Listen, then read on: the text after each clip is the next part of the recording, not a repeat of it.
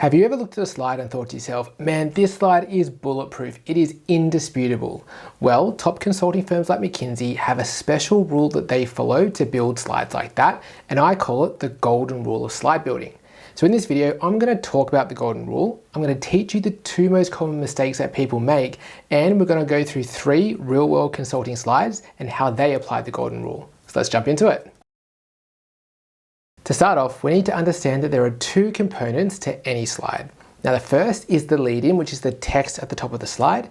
Now your lead-in should be formatted as an action title, and an action title describes the implication or the so what of your slide. So for example, your action title would not say something like revenue charts.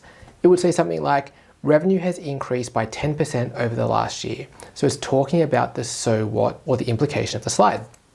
The second component of the slide is the slide body.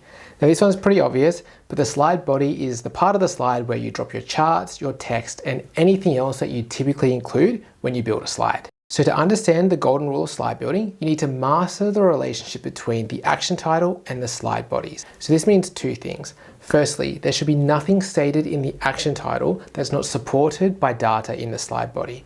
Now, if you do have something in the action title that's not supported by data, then your slide immediately loses credibility and the reader starts to doubt the analysis and the conclusions that you're drawing.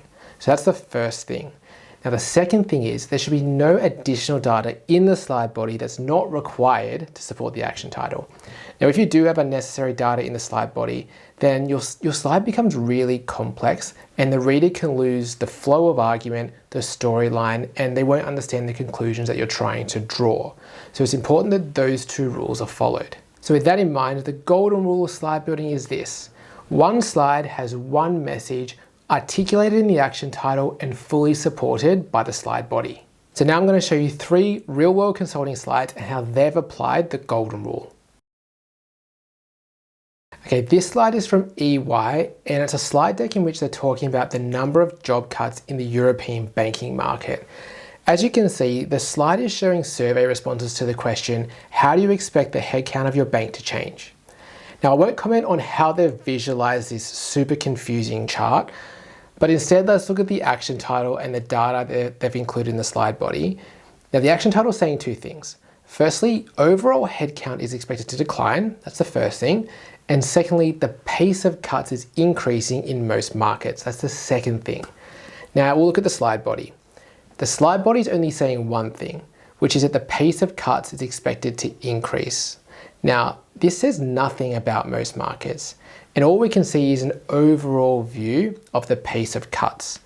So to support the claim the pace of cuts is increasing in most markets, what we'd actually expect to see in the slide body is data for different markets, which we don't see here.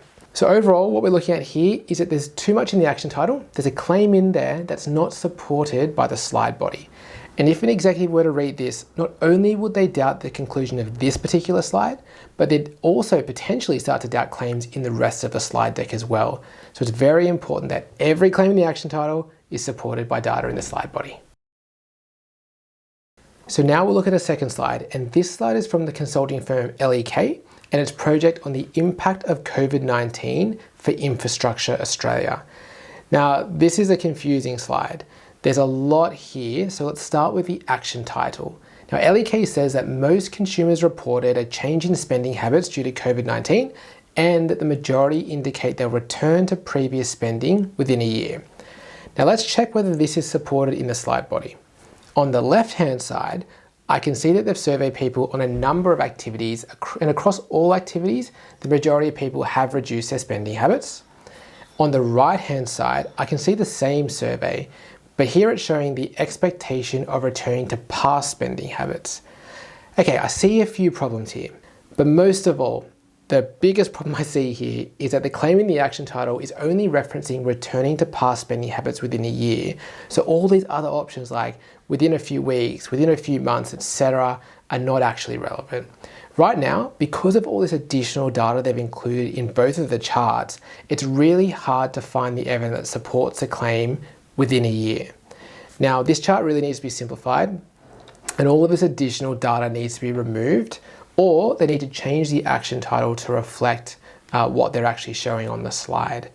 But this is a great example of where you can put way too much data in a slide and it becomes really hard to find the particular piece of data that justifies the action title, the claim that you're making in the slide. Now let's look at a BCG slide, and this one's from a project that BCG did to review and provide a recommendation on loose dogs or feral dogs in Dallas. Now the action title of this slide says that citations are growing at 7% per month, but only 56% received a response. Now in the slide body, on the left-hand side, we can see that the data shows monthly citations growing at 7%, perfect. But really importantly, they've used a chart decoration called a CAGR arrow to clearly illustrate that 7% growth. And on the right-hand side, we can see the data that shows that 56% of citations received a response. And importantly, they've not only shown the raw numbers, but they've actually broken it down into percentages as well, which is really good because that aligns with the way they've described it in the action title. Now this is a perfect example of the golden rule of slide building.